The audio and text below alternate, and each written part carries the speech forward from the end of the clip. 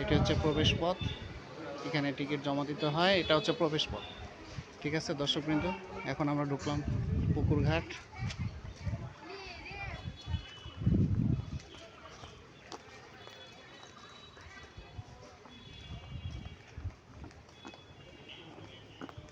বিভিন্ন শ্রেণী পেশার মানুষ এখানে আসে দর্শন করার জন্য। বিভিন্ন দর্শনার্থীদের ভিড়। আমরা ভিতরে ঢুকলেই আরও দেখতে পাবো। আমার ভাগিনা হাফিজুল ইসলাম আলিফ, সে আমার সাথে এসেছে, দেখা যাচ্ছে তাকে। আলিফ, দৃশ্যগুলো কেমন লাগছে আসলে? অনেক সুন্দর, অনেক অনেক ভেরি নাইস। Right right.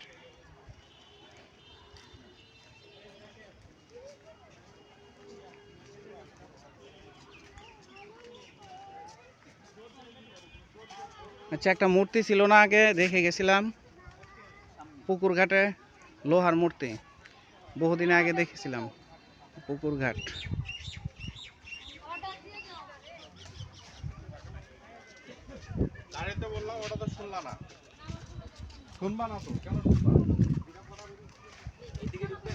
হ্যাঁ, 30টা টাকা দিলাম, 30-60 টাকা দিলাম। এখন ঈদ সিজন তো টিকিটের মূল্য একটু বেশি, সমস্যা নেই। আর যখন শিক্ষার্থীদের জন্য 10 টাকা টিকিট।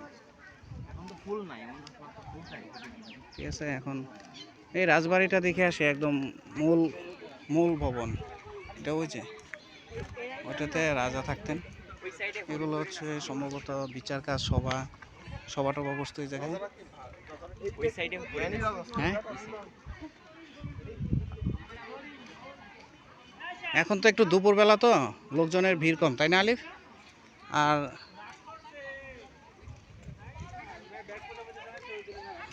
বিভিন্ন জায়গা থেকে বিভিন্ন শ্রেণী পেশার মানুষ এখানে আসে।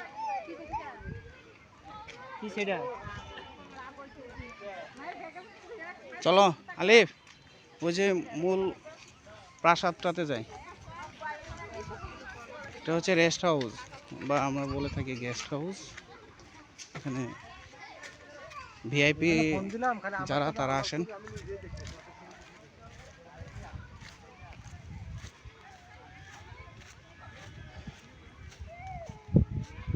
নাটোরের ঐতিহ্যবাহী উত্তরা গণভবন আমরা দেখানোর চেষ্টা করছি, ভিতরের অংশটুকু। এখানে আমি অনেকবার এসেছি, তো ঈদের ছুটিতে বাড়িতে এসেছি, সেই বিধায় ঘুরতে আসলাম ভাগিনাকে নিয়ে, ভাগিনা আলিফকে নিয়ে আসলাম। এখন ঠিক দুপুর, আসলে এই টাইমে মানুষজন কম থাকে। এখন 12টা 40 মিনিট।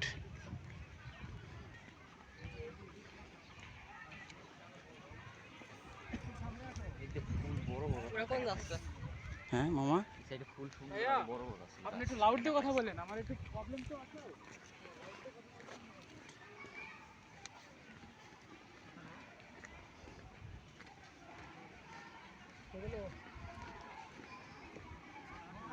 আমবাগান, যে আমবাগান অনেক বছরের সাক্ষী হয়ে দাঁড়িয়েছে, অনেক পুরনো আম গাছ, যে আম গাছগুলো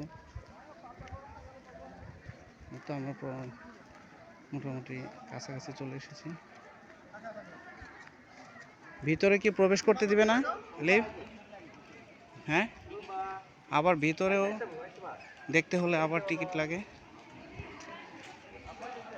অনেক সজ্জিত করা হয়েছে, আগে আসলে এরকমটা ছিল না, এখন ডিজাইন করা হয়েছে। এটা পুরনো গাছ, বহু পুরনো গাছ, আম গাছগুলো দেখেন। আমি একটু কথা আসতে বলতেছি, কারণ বিভিন্ন লোকজন আছে, জোরে কথা বললে। দেখছেন, এগুলো বহু পুরনো আম গাছ, বহু দিনের। দিকে আশেপাশে সব সাইডে পুকুর রয়েছে। আসলে এগুলো রাজার বাড়ির 4 সাইড দিয়ে মূলত পরীক্ষা বলতে পারি আমরা, বহিঃশত্রু আক্রমণ থেকে যেন রক্ষা পায়, কোনো ধরনের কেউ যেন আঘাত করতে না পারে, সেই জন্য দেখানোর চেষ্টা করছি। সব দিকেই পুকুর।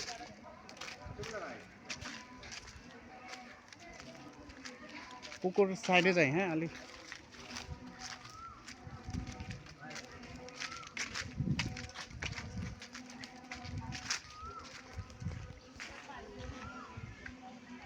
সিসি ক্যামেরা নিয়ন্ত্রিত এলাকা।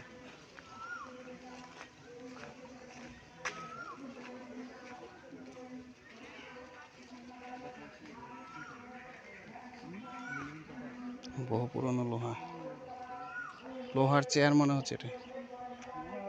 এটা কি ভাই? এটা মোটর যত সম্ভবত কিছু না এখন ফাঁকা। আচ্ছা, এই যে এখানে পানির এটা পরিত্যক্ত, রাইট রাইট। এই যে সে হচ্ছে পুকুর, চারদিকে এরকম জলাশয় চারপাশে, এই যে এভাবে চার সাইড থেকে পুকুর বেষ্টিত। আমরা ওই পাশটাতে যাই, ওখানে গিয়ে বসে একটু। ভিডিওটা আমার দিকে একটু ধরো তো।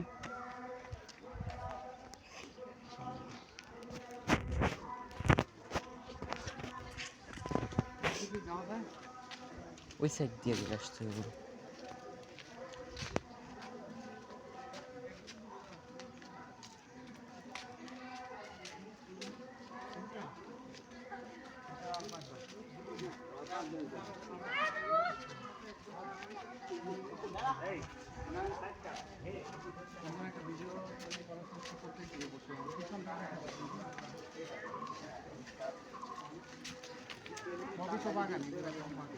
সব বাগান।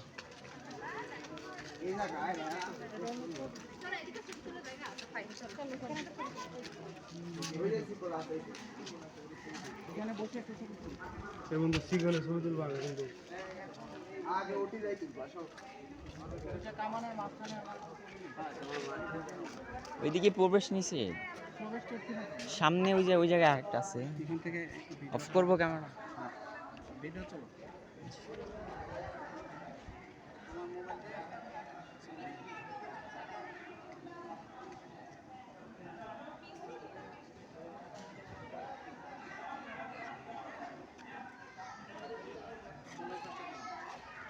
নয়েস।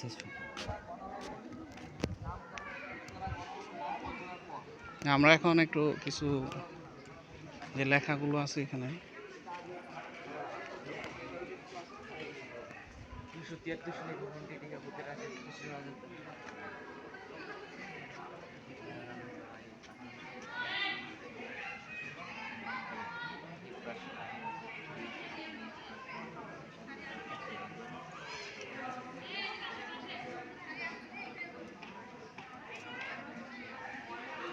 আসলে এগুলো রাজাদের ঐতিহ্য।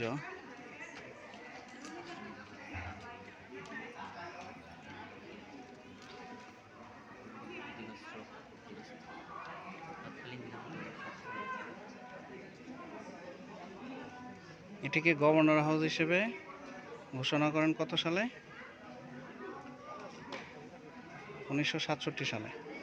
1972 সালের 9 ফেব্রুয়ারি জাতির জনক বঙ্গবন্ধু শেখ মুজিবুর রহমান এই রাজবাড়িকে গভর্নর হাউস থেকে উত্তরা গণভবন হিসেবে ঘোষণা করেন। ছবি তুমি রাখো, হ্যাঁ। যে বহু পুরনো গাছ, বিশাল আকৃতির গাছ, দৈত্য আকৃতির। আমার ছবি, তোমার ছবি দাও। আমরা ওই পাশটা যাবো, যে পিছন দিক দিয়ে ওইদিকে যাবো। চলো।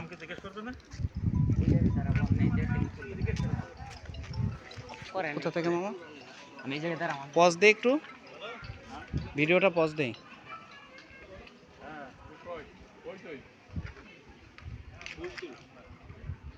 এটা দিয়ে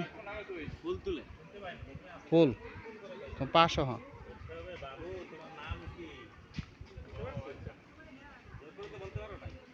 কিন্তু অন্ধকার, মোবাইলের ব্রাইটনেস বাড়াতে হবে।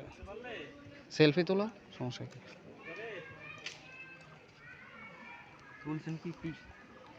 তুলছে কিন্তু কালো দেখা যায় না।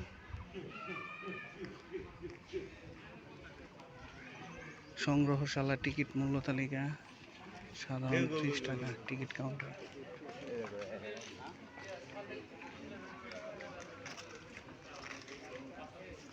নাটোর বিখ্যাত দিঘাবার রাজ পরিবারের সদস্য ব্যবহৃত আসবাবপত্র, পোশাক তৈরি, কাব্যগ্রন্থের পাণ্ডুলিপি, ডায়েরি, অন্যান্য দ্রব্যাদি 25 টাকা 9 মাস দেওয়া হয়।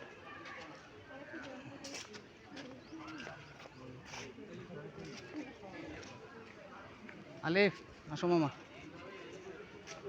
এখানে ঢুকতে মনে হয় যেগুলো দেখার জন্য। এটা টিকিট কত ভাইয়া? হ্যালো ভাই ব্রাদার, এখানে ঢুকতে 30 টাকা এখানে? মানে এগুলো আছে ওই যে নিদর্শন, ওই নিদর্শনগুলো এখানে পাওয়া যাবে? ওইখানে ঢুকতে পারবো আমরা? এটার ভিতরে একদম রুমে যাওয়া যাচ্ছে না, অনেকে যাচ্ছে তো। এটা কি? হ্যালো, উপরে উঠতে পারতেছে, উপরে যাওয়া যাচ্ছে কিছুটা, কিন্তু ভিতরে ঢুকা যায় না একদম।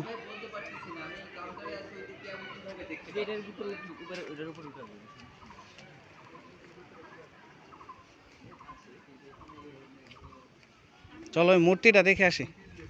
একটা লোহার মূর্তি ছিল এখানে, লোহার মূর্তিটা আবার প্রস্রাব করতেছে দেখা যায় দাঁড়িয়ে, কিন্তু এটা এখন এর উপর দিয়ে উঠা যায়?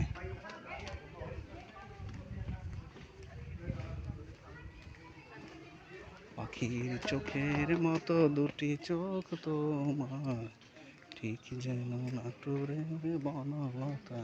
রানীমহল, কুইন্স প্যালেস, রানীঘাট, কুইন্স ঘাট। জাতির পিতার স্বহস্তে রূপিত হৈমতী বৃক্ষ, মিনি চিড়িয়াখানা এখানে রয়েছে। এখানে অনেক সুন্দর সব কিছু, আসলে এখন অনেক উন্নত হয়েছে আগের চেয়ে।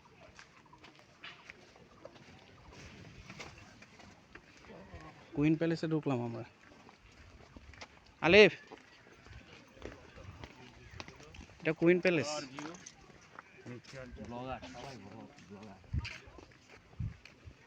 ব্লগার তো আমিও ঢুকতে পারতাম।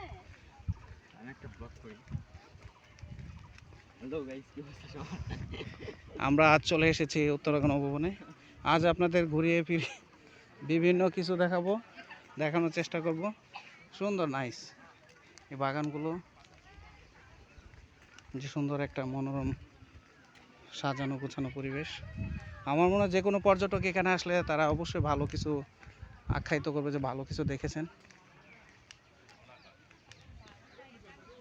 পুকুরটা দেখেন অনেক বড়, বিশাল পুকুর। চলো আমরা একটু সামনে আগে পেছনে যাব, কি এখানে বসবো? ও রানীর ঘাট, এটা এটা রানীর ঘাট, নাইস প্লেস।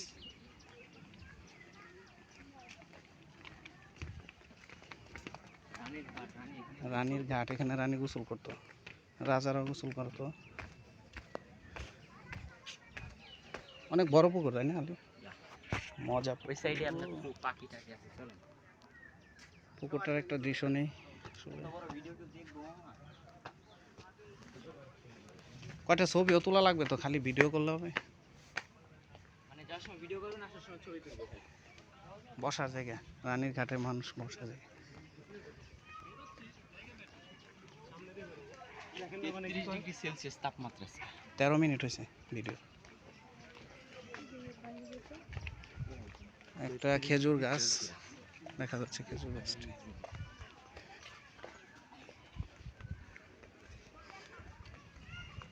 মানুষ খুব কম নিচ্ছে, আমি মানুষের ছবি তুলি না।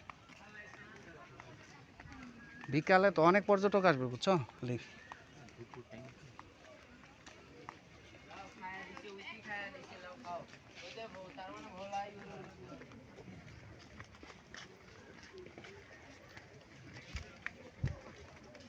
দর্শনার্থীদের নির্দেশনা।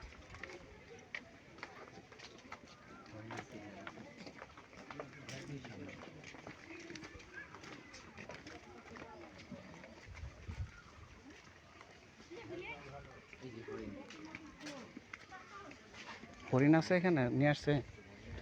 ও বাহ, ফাইন তো, তো বিশাল বড় হরিণ। কিছু খাবার দাওয়া থেকে বিরত থাকতে বলছে না, এগুলো নিষেধ আছে, নিষেধ আছে। হ্যাঁ, হরিণ তো ভালো জিনিস আছে, তো অনেকগুলো হরিণ এখানে। হরিণ শুক্লা রত্না।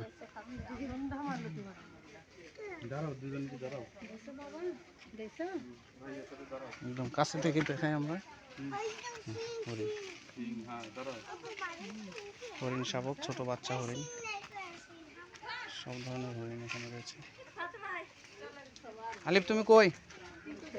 আলিফ আসো।